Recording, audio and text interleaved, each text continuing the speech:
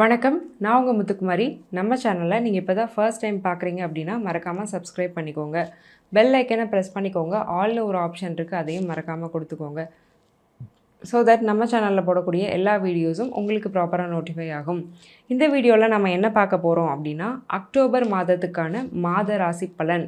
வருட கிரகங்களான சனி, கேது, ராகு, குரு எல்லாரும் அதே இடத்துல இருக்க மாத கோள்களான சூரியன், சுக்கிரன், புதன், செவ்வாய் எல்லாருமே டிரான்சிட் ஆகிருக்கிறாங்க. கன்னியில் இருந்த புதன் அக்டோபர் 10ஆம் தேதிக்கு மேலே துலாம்க்கும், கன்னியில் இருந்த சூரியன் அக்டோபர் 11ஆம் தேதியிலிருந்து துலாம்க்கும், துலாமில் ஆல்ரெடி இருந்த சுக்கிரன் அக்டோபர் 13ஆம் தேதியிலிருந்து விருச்சிகத்துக்கும் டிரான்சிட் ஆக, மிதுனத்தில் இருந்த செவ்வாய் அக்டோபர் 20ஆம் தேதிக்கு மேலே கடகத்துக்குள்ளே வராரு. ஸோ இந்த கிரகங்கள்லாம் இப்படி அமையதான் இந்த மாதம் பிறக்குது. இந்த டிரான்சிட் ஆனது கொடுக்கக்கூடிய உளவியல் மாற்றங்கள், வாழ்வியல் மாற்றங்கள், பொருளாதார மாற்றங்கள் அப்படிங்கிறது ஒவ்வொரு ராசிக்கும் எப்படி இருக்க போகுது அப்படிங்கிறது தான் இந்த வீடியோவில் நம்ம பார்க்க போகிறோம். அந்த வரிசையில் நாம் இப்போ பார்க்கக்கூடிய ராசி மிதுனம். புதனுடைய ராசி, காற்று ராசின்னு சொல்லலாம். நிறைய இன்டெலிஜென்ட்டான பீப்புள் பிறந்திருக்கிறதுலாம் இதில்னா மிதுனம், கன்னி தொடர்பில் தான். லக்னமோ ராசியாவோ இருந்து புதன் வலுக்கும்போது ரொம்ப இன்டெலிஜென்ட் தான் அவங்க. எல்லா விஷயத்துலையுமே ஷார்ப்பாக இருப்பாங்க. சாதுரியங்கிறது ரொம்ப நிறையா இருக்கும். அப்பேற்பட்ட மிதுன ராசிக்காரங்களுக்கு இந்த அக்டோபர் மாதம் என்ன பண்ணுது அப்படிங்கிறத தான் நம்ம பார்க்குறோம். ஃபஸ்ட்டு ராசிநாதன் புதன் 5ஆம் இடத்துல இருக்கிறாரு. 5ஆம் இடம் தன்னுடைய நட்பு, அதிநட்பு கிரகமான சுக்கிரனுடைய வீடு. அப்போது பெயர், புகழ், பெருமை, இவ்வளோ நாள் பட்டப்பாடுக்கு அட்லீஸ்ட் நான் செஞ்சுருக்கேன் அப்படின்னாது அடுத்தவங்க வாயிலிருந்து வந்திருக்கு. ஓகே, நான் செஞ்ச வேலைக்கான ஒரு அங்கீகாரம் அப்படிங்கிறது எனக்கு கிடச்சிருக்கு அப்படின்னு இல்லத்தரசிகள்லேருந்து பெரிய பிஸ்னஸ் மேக்னெட் வரைக்கும் உணரக்கூடிய ஒரு நல்ல மாதம் இந்த மாதம். எப்போவுமே ஒரு வேலையை நம்ம செஞ்சுக்கிட்டே இருக்கோம், அதுக்கான பலனே நமக்கு கிடைக்கல அப்படிங்கும்போது ஒரு என்ன சொல்கிறது, ஒரு விரக்தி அப்படிங்கிறது வந்திருக்கும் இத்தனை மாதம். பட் அட்லீஸ்ட் இந்த மாதம் நீ தான் செஞ்சுருக்க, நல்லா செஞ்சுருக்க அப்படின்னு ஒரு அப்ரிஷியேஷன், நீ செஞ்சதுனால தான் நம்ம குடும்பம் இப்படி இருக்குது, இல்லை நம்மளோட பொருளாதாரம் இப்படி இருக்குது அப்படிங்கிற ஒரு பாராட்டு உங்களுடைய சொந்தம், பந்தம், ஃப்ரெண்ட்ஸ் கிட்டே இருந்தெல்லாம் கிடைக்கக்கூடிய ஒரு மாதம் அக்டோபர் மாதம். சரி, ஒவ்வொரு செக்டாருக்கும் எப்படி இருக்குது அப்படின்னு பார்த்தலாம். ஃபர்ஸ்ட் ஆஃப் ஆல் தொழில் அப்படிங்கிறதுல இருக்கக்கூடிய மிதுன ராசிக்காரங்களுக்கு எப்படி இருக்குது. 5ஆம் அதிபதி 6ல் இருக்கிறாரு. ஸோ அப்போ 6ஆம் இடம் வலுக்குது. 6ஆம் இடம் பயங்கரமாக வலுக்குதுங்க. கடன் அப்படிங்கிற விஷயத்தில் ரொம்பவே கவனமாக இருக்கணும். என்ன காரணம்னா 6ஆம் இடத்துல 2 கிரகங்களுடைய பார்வை அப்படிங்கிறது விழுது, சுக்கிரன் அண்ட் குரு. அப்போது தொழிலுக்கு நீங்கள் ஒரு கடனை வாங்கி முடக்கிறதுக்கு முன்னாடி கடன் தேவையா, இந்த கடனை வாங்கி இந்த தொழிலில் போடும்போது அதே ப்ராஃபிட் எடுத்து இந்த கடனை அடைக்க முடியுமா அப்படிங்கிற விஷயத்த ஒரு தடவைக்கு பல தடவை யோசிச்சுட்டு பண்ணணும். பார்ட்னர்ஸ்ட்டை கொஞ்சம் கேர்ஃபுல்லாக இருங்க. ஏன்னா 11ஆம் இடம் அப்படிங்கிறது நெட்வொர்க்ஸ். அந்த 11ஆம் அதிபதியான செவ்வாய் அக்டோபர் 20ஆம் தேதிக்கு மேலே நீசமாகிறாரு. அப்போது பார்ட்னர்ஷிப்பில் ஒரு பிரச்சனை வரதுக்கு வாய்ப்பு இருக்குது. ஸோ தொழில் பார்ட்னர்ஷிப்பில் பண்ணுறீங்கன்னா அதுலேயுமே கொஞ்சம் கவனமாக இருக்க வேண்டியது ரொம்ப அவசியம்.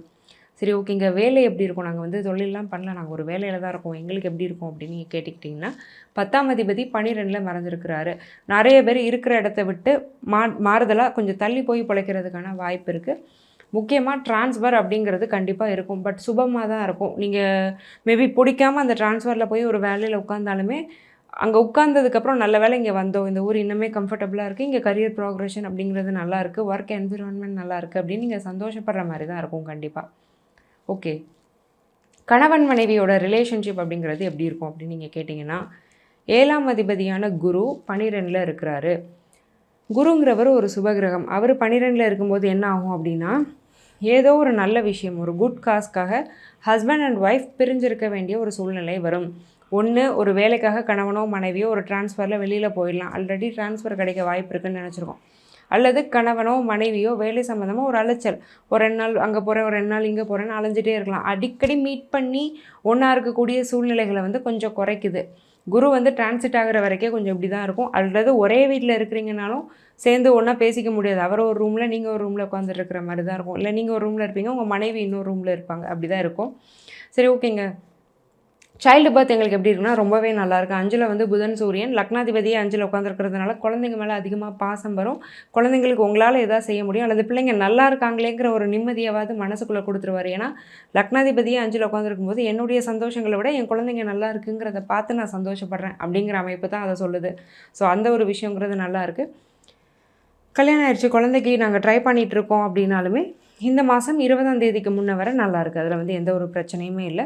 5ஆம் அதிபதி 6ல் இருக்கிறதுனால குழந்தைகளுக்கு சில செலவு, உடல்நல கோளாறும் சில வந்து போகிறதுக்கான வாய்ப்பு அப்படிங்கிறதும் இருக்குது. சரி ஓகேங்க. கடன் அப்படிங்கிற விஷயத்துல எப்படி இருக்கணும்? கடன்ல பொதுவாவே கவனமா தான் இருக்கணும். ஏன்னா 6ஆம் இடம் அதிகமா வலுத்திருக்கு. வட்டி அதிக வட்டிக்கு கடன் வாங்குறது, ஒரு வட்டி அடைக்கிறதுக்கு இன்னொரு வட்டி வாங்குறது, இந்த ஃபினான்ஷியல் இன்ஸ்டிடியூட்ஸ்லலாம் வந்து அதிக வட்டிக்கு கடன் வாங்கிட்டு மாட்டிக்கிறது, இந்த மாரியான விஷயங்கள குடுக்கறதுனால, எப்பவுமே இன்வெஸ்ட்மென்ட், ப்ராஃபிட் அத விட கடன கம்மியா வச்சுக்கணுங்கிற ஒரு சென்ஸ் அப்படிங்கிறது இந்த மாசம் கண்டிப்பா மிதுன ராசிக்கு இருக்க வேண்டியது ரொம்ப அவசியம். ஹெல்த் இஷ்யூஸும் முக்கியமா வயிறு, டைஜஷன், பேக் பெயின் இந்த மாதிரியான விஷயங்கள்லாம் வரதுக்கான வாய்ப்பு ரொம்ப அதிகமாக இருக்குது. லோவர் பாடியில் வெயிட் போடுறதுக்கான வாய்ப்பும் அதிகமாக இருக்குது. அதை மட்டும் பார்த்துக்கோங்க. அதுபோக மேஜர் ஹெல்த் த்ரெட்ஸ் எதுவும் கிடையாது. சரி ஓகேங்க. நாங்கள்லாம் வெளிநாடு போகணுன்னு நாங்கள் ட்ரை பண்ணிகிட்ருக்கோம். எங்களுக்கு எப்படி இருக்குன்னா 12ஆம் இடம் சூப்பர் குட்டாக இருக்குது. ஸோ வெளிநாடு போகிறதுக்கான ஆப்பர்ச்சுனிட்டிஸ் வந்து ரொம்ப ஸ்ட்ராங். இன்ஃபேக்ட் இந்த அக்டோபர் மந்த்தே பரவாயில்ல எல்லா ராசிகளுக்குமே வெளிநாட்டு யோகம் அப்படிங்கிறது ரொம்ப ஸ்ட்ராங்காக தான் இருக்குது. நாங்கள் ஒரு என்ட்ரன்ஸ் எக்ஸாம் எழுதி போகிறோம் அப்படின்னாலுமே அது கிடைக்கிறதுக்கான வாய்ப்பு இருக்குது. பட் எதுவும் வெளிநாட்டு ஏஜென்சி மூலமாக நீங்கள் பணம் கொடுத்தெல்லாம் ஏமாற வேண்டாம். ஏன்னா 6ஆம் இடம் வலுத்திருக்கிறதுனால கடன் வாங்கியாவது ஒரு இடத்துல கொடுப்பீங்க. பட் 8ஆம் அதிபதியும் 12ல் இருக்கிறதுனால சில சமயம் ஏமாறுறதுக்கு வாய்ப்பு இருக்குது. அதேமாரி நீங்கள் பணம் கொடுக்குறீங்கனாலும் நம்பகமான ஒரு இடம் தானா அப்படிங்கிறத நல்ல க்ராஸ் செக் பண்ணிவிட்டு நீங்கள் கொடுக்குறது அப்படிங்கிறது நல்லது. சரி ஓகே. நாங்கள்லாம் படிக்கிறோம். எங்களுக்கு எப்படி இருக்கும்? ஸ்டூடெண்ட்ஸ் கம்யூனிட்டி ரொம்பவே நல்லா தான் இருக்க போகுது. 4ஆம் அதிபதி வந்து 5ல் இருக்கிறாரு. அதே மாதிரி படிப்பு, நீங்கள் புதுசாக ஒரு விஷயத்தை கற்றுக்குறீங்கன்னா கற்றுக்கலாம். காம்படிட்டிவ் எக்ஸாமினேஷனில் வின் பண்ணுறதுக்கான வாய்ப்பு இருக்குது. பேங்க் ஸ்டாஃப்ஸ், பேங்க் எக்ஸாம்ஸில் நிறைய பேர் செலெக்ஷன் ஆகிறதுக்கான வாய்ப்பு இருக்குது. சென்ட்ரல் கவர்மெண்ட் எக்ஸாம் படிக்கிறவங்க மட்டும் கொஞ்சம் கேர்ஃபுல்லாக படிக்கணும். For saying SSC, railways, UPSC இந்த மாதிரியான எக்ஸாமினேஷன்ஸ்க்கு ப்ரிப்பேர் பண்ணிகிட்டு இருக்கிறவங்க, சென்ட்ரல் கவர்மெண்ட்டை ஃபோக்கஸ் பண்ணுறவங்க எல்லாருக்குமே கான்சன்ட்ரேஷன் அப்படிங்கிறது கொஞ்சம் அதிகமாக வேண்டியது ரொம்ப அவசியம். செவ்வாய் அக்டோபர் 20க்கு மேலே நீசமாகிறாரு. அக்டோபர் 20க்கு முன்னாடி நீங்கள் அப்ளை பண்ணக்கூடிய எக்ஸாம்ஸ் எல்லாமே செலக்ட் ஆகிறதுக்கான வாய்ப்பு இருக்குது. சரி ஓகேங்க. இது எல்லாமே நல்லாயிருக்கு. எங்களுடைய ஹெல்த் அப்படிங்கிறது எப்படி இருக்குது அப்படின்னு நீங்கள் கேட்டுக்கிட்டிங்கன்னா, சுக்ரன் ஓகே. சுக்ரனை பற்றி எந்த பிரச்சனையும் இல்லை. பட் அங்கே குருவுடைய பார்வையும் வந்து விழுது.